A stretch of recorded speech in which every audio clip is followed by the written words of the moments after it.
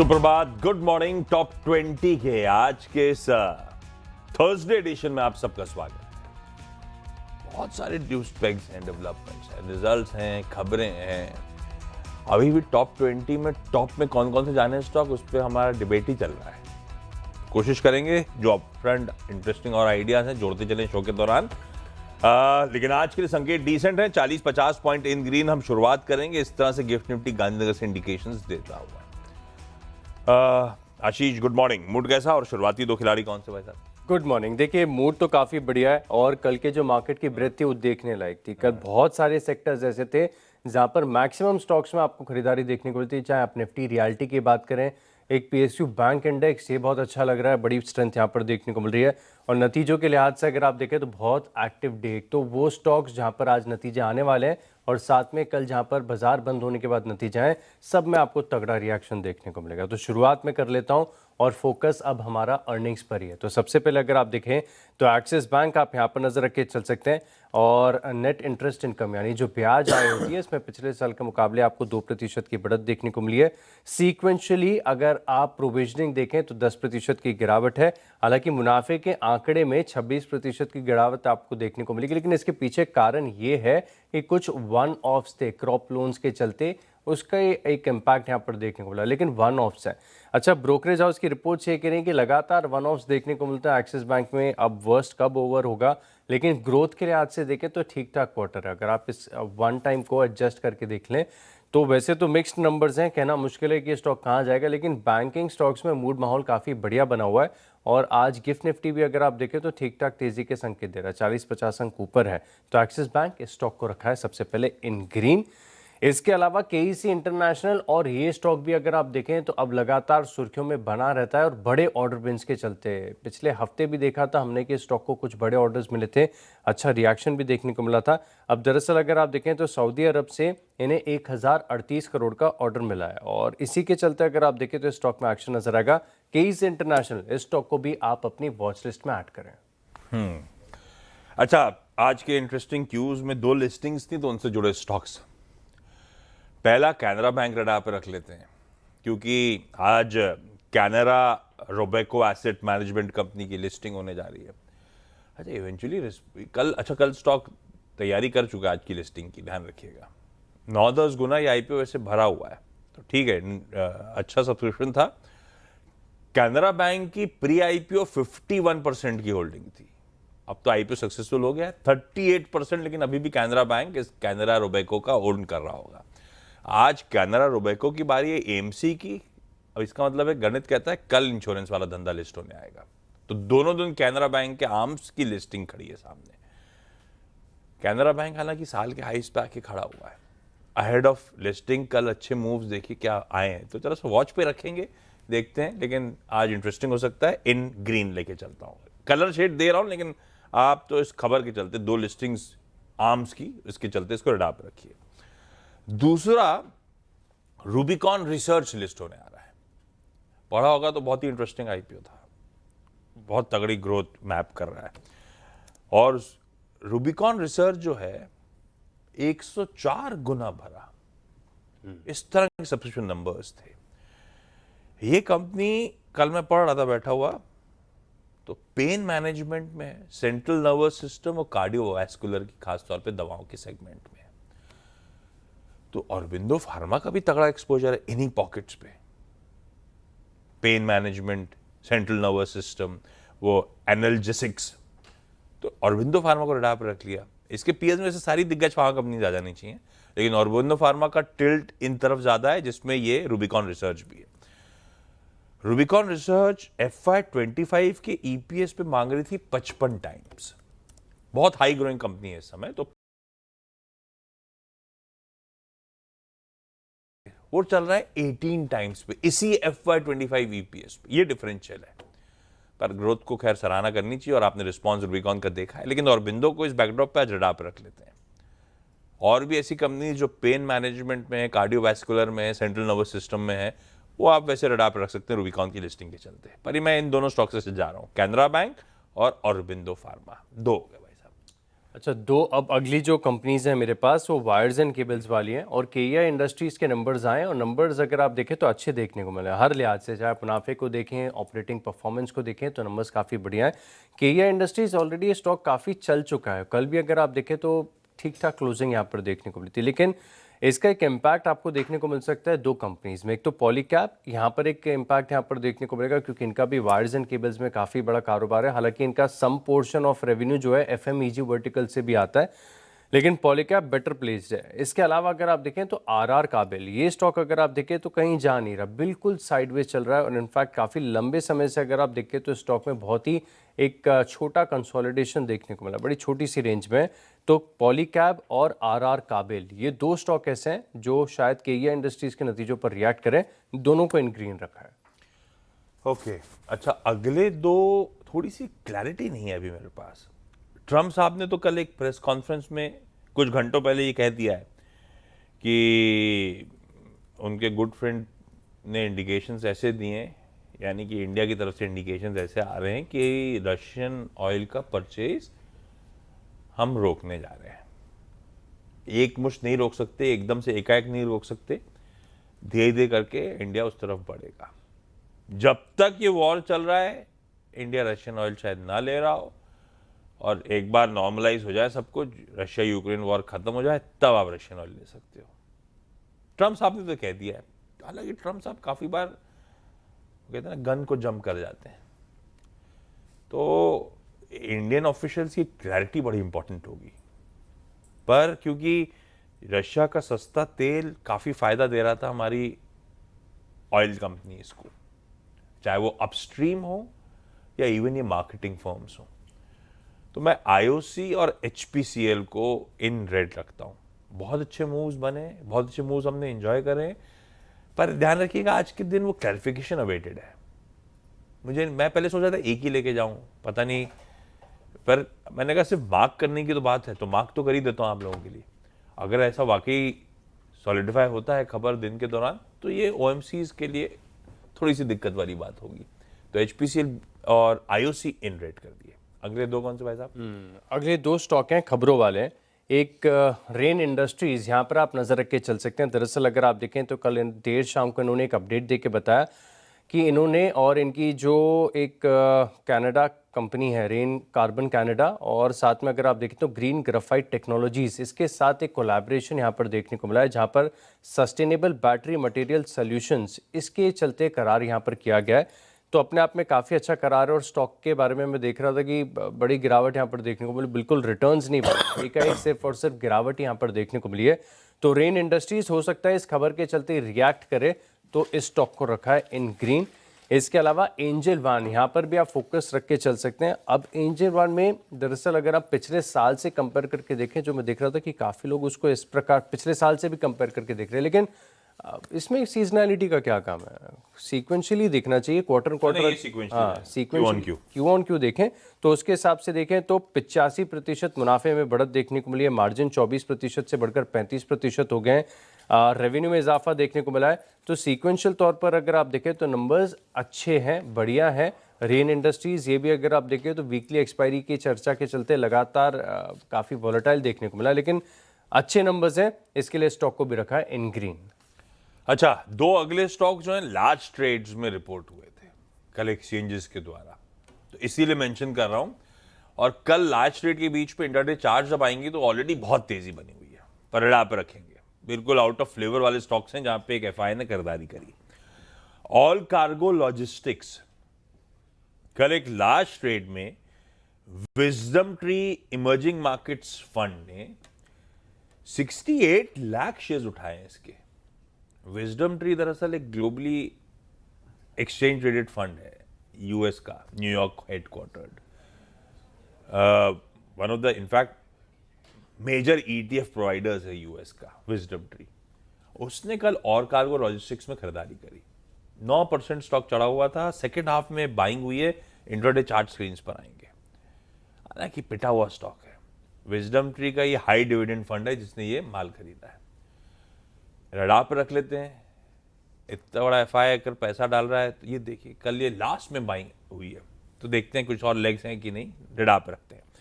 ऐसे ही इसी wisdom tree ने एमएसटीसी में खरीदारी करी।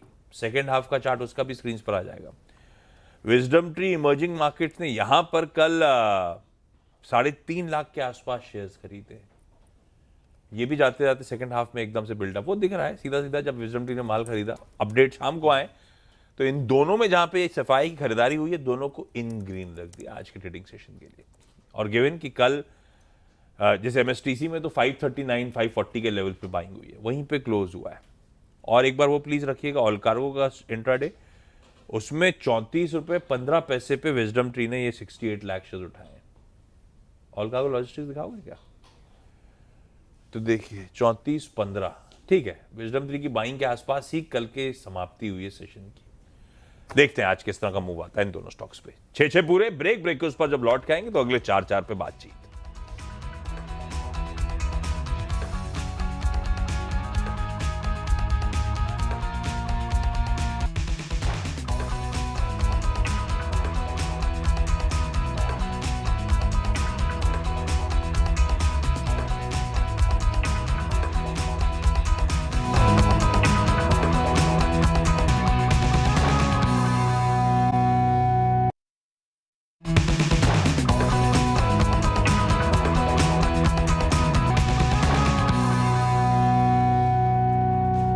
चलिए ब्रेक के बाद आपका स्वागत है और अगले चार स्टॉक्स पर बात कर लेते हैं। अगला स्टॉक है मेरी लिस्ट में एलटीआई माइंट्री। आईटी स्टॉक्स की चर्चा लगातार इस शो में हम करते जा रहे हैं कि नंबर्स अगर आप देखें तो काफ़ी रिजिलियंट देखने को मिल रहे हैं, बढ़िया नंबर्स आ रहे हैं। अब एलटीआई माइंट्री, ये तो स्टॉक वैसे भी आपकी वॉच लिस्ट में आज रह गई क्योंकि इसकी आज अर्निंग्स आनी है, लेकिन टेक्निकल तौर पर अगर आप देखें तो पिछले 6 सेशन से लगातार हायर हाइज और हायर लोज के फॉर्मेशन स्टॉक में देखने को मिले।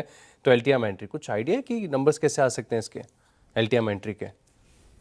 अच्छे ही आएंगे यार, कंपनी तो कोशिश अच्छी कर रही होगी। और सारे आईटी बोल मेरे पास इस समय नहीं है स्क्रीन पे। हाँ, लेकिन ट्रैक रिकॉर्ड अब तक का जो आईटी कंपनीज का रहा है नहीं अच्छा रहा है, और सबके रेवेन्यू मोमेंटम एक्सपेक्टेशन से बेहतर है, सबकी ऑपरेशनल परफॉर्मेंस अब तक जितनी आई है, सबकी इवन मार्जिन परफॉर्मेंस एक्सपेक्टेशन से बेहतर रही है। तो बात तो सही कर रहा है आप। सारे ये स्पेस है अट्रैक्टिव, सब इंटरेस्टिंग है। इंटरेस्टिंग है। क्या भरोसा लौट आया आईटी पे, उस पे अभी भी क्वेश्चन मार्क्स हैं। एग्जैक्टली तो वॉच लिस्ट में तो एलटीआई माइंट्री आज रह गई, इसे इन ग्रीन लेके चल रहा हूँ। इसके अलावा अगर आप देखें तो एक और स्टॉक है जो नतीजों से पहले स्ट्रेंथ दिखा रहा है। स्टॉक का नाम है सीईएससी। यहाँ पर आप फोकस रख के चल सकते हैं। कल अगर आप देखें तो स्टॉक में 5% की तेजी आपको देखने को मिली थी और क्लोजिंग के समय काफ़ी बढ़िया मूव देखने को मिला था। अब स्ट्रक्चर वाइज अगर आप देखें तो inverse head and shoulder structure का ब्रेकआउट यहाँ पर डेली चार्ट्स पर देखने को मिला है और शायद इसके नंबर्स आने हैं फ्राइडे 18 तारीख को इसके नंबर्स आने हैं। 18 के आसपास सैटरडे आ रहे हैं इसके नंबर। तो सीएससी, इस स्टॉक को भी आप अपनी लिस्ट में शामिल करें।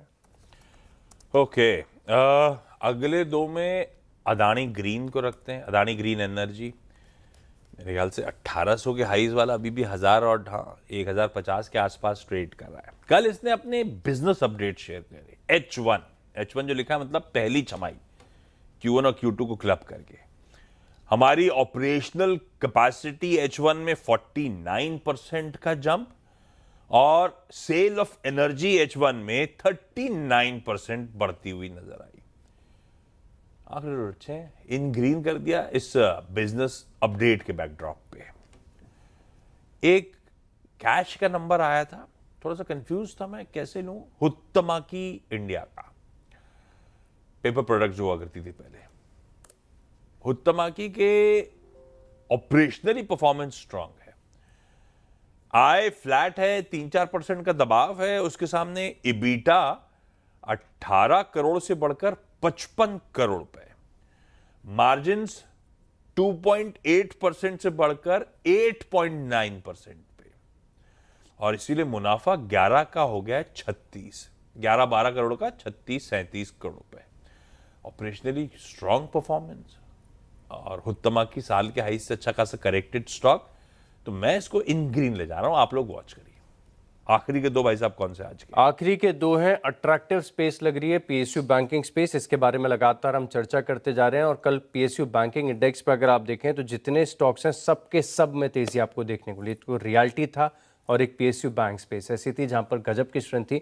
और ये स्पेस में जो स्ट्रेंथ है थोड़ी सी टिकाऊ लग रही है, क्योंकि स्टॉक्स में अगर आप देखें तो सब में चार्ट पैटर्न्स बहुत बढ़िया बने हुए हैं। अच्छा, अट्रैक्टिव ज़्यादा लग रहे हैं जो छोटे PSU बैंक्स हैं। मिसाल के तौर पर जो दो स्टॉक मैंने अपनी लिस्ट में शामिल किए हैं, एक तो IOB है, इसकी ज़्यादा बात नहीं होती लेकिन ये बहुत बढ़िया लग रहा है। 40 रुपए के आसपास ये स्टॉक बजिंग हो जाता है, तो स्टॉक को इन ग्रीन रखा है। यूको बैंक यहाँ पर भी आप नजर रख के चल सकते हैं। और कल भी अगर आप देखें तो स्टॉक में तकरीबन 4% की तेजी आपको दिन के दौरान देखने को मिली थी, 2.5-3% के साथ क्लोजिंग रही है।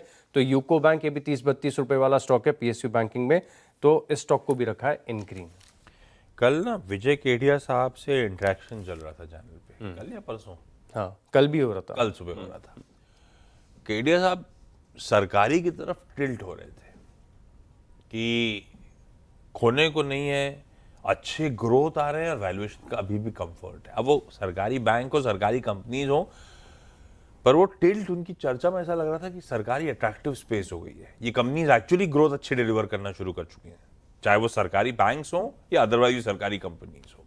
और अपने प्राइवेट पीयर्स से सिर्फ सरकारी के टैग के चलते वैल्यूएशंस काफी नीचे नजर आते हैं। तो शायद दिग्गज एक्सपर्ट्स को अब कंफर्ट आ रहा है उस स्पेस में, भरोसा बढ़ रहा है सरकारी पे। ये ध्यान रखिएगा, ये इंटरेस्टिंग था। दिग्गजों के इंटरेक्शन सुनते रहने का काफ़ी इंटरेस्टिंग आइडियाज़ लगते रहते हैं। और CNBC वास पे तो रोज़ सुबह दिन भर आजकल आप देख रहे हैं इस देश की हर प्रोमिनेंट वॉइस दिवाली सेलिब्रेट करने आपके साथ जुड़ रही है, अपने व्यूज़ एक्सप्रेस कर रही है। आज भी रामदेव अग्रवाल साहब का इंटरेक्शन आप चैनल पे देखेंगे आगे। अच्छा, 2 लार्ज ट्रेड बताए थे मैंने विजडम ट्री वाले, एक लार्ज ट्रेड और है प्रताप स्नैक्स। इसको रख तो लाल रहा हूं, पर एक लार्ज ट्रेड प्ले आउट होने के बावजूद ये स्टॉक ग्रीन में था। इससे पहले भी ऐसी कोई अपडेट आया था, मैंने लाल मेंशन करा था, स्टॉक उल्टा चल गया था।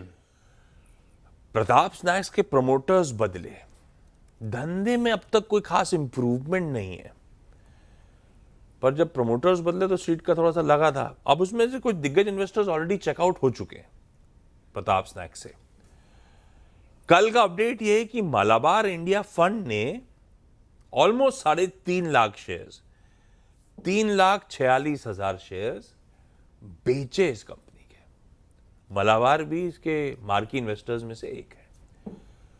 धीरे धीरे चेकआउट हो रहे हैं, पर इसका मतलब बायर सामने कौन खड़ा था पता नहीं मुझे, क्योंकि स्टॉक फिर भी 3% मजबूत था। तो सिर्फ वॉच पे रखिएगा आप। मैं इसको लाल लेके जा रहा हूं क्योंकि जो साइड ऑफ द इंफॉर्मेशन मेरे पास है, मालाबार इंडिया फंड निकल रहा है। मालाबार इंडिया फंड और ये सब जाने जाते हैं लंबी अवधि के लिए घुसने के लिए, बढ़िया पैसा बना के निकल जाने के लिए। मालाबार का एग्जिट लाल लेके चल रहा हूं मैं इसके लिए। अपफ्रंट मेंशन कर रहा था कुछ स्टॉक्स बदले, कुछ ऑटो कंपनीज की खबरें आई हुई हैं, वो जब स्टॉक्सी न्यूज अगले शो में डिस्कस करेंगे तब वहां पे ले लेंगे, पर वो प्राइस मूविंग नहीं लग रही थी इसलिए छोड़ दिया। केन्स को मैं स्क्रीन पे रखता हूं।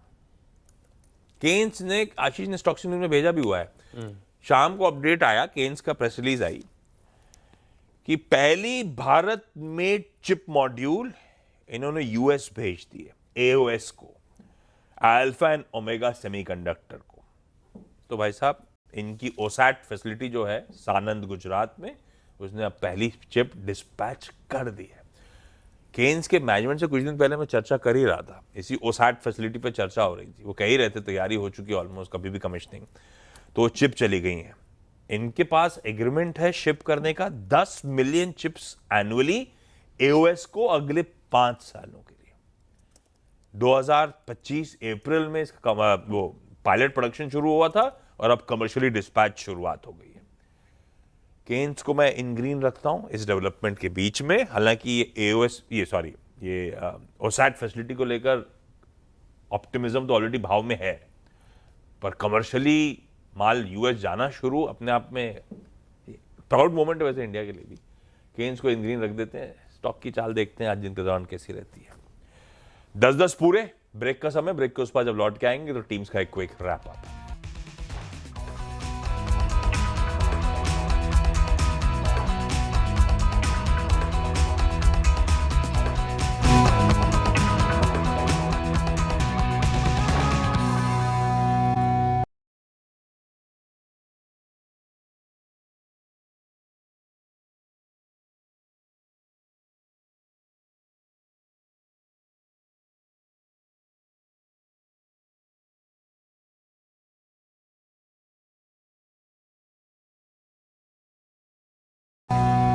चलिए ब्रेक के बाद आपका स्वागत है और अब देखते हैं रिकैप। सबसे पहले एक्सिस बैंक नतीजों के बाद ये स्टॉक लिस्ट में रहेगा। केसी इंटरनेशनल, पॉलीकैब, साथ में आरआर काबिल, इस स्टॉक पर भी नजर रखें।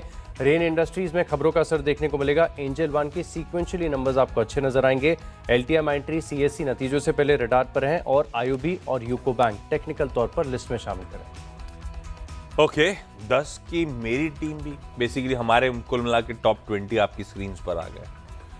खबरों के चलती ये लाल और हरे हैं बस।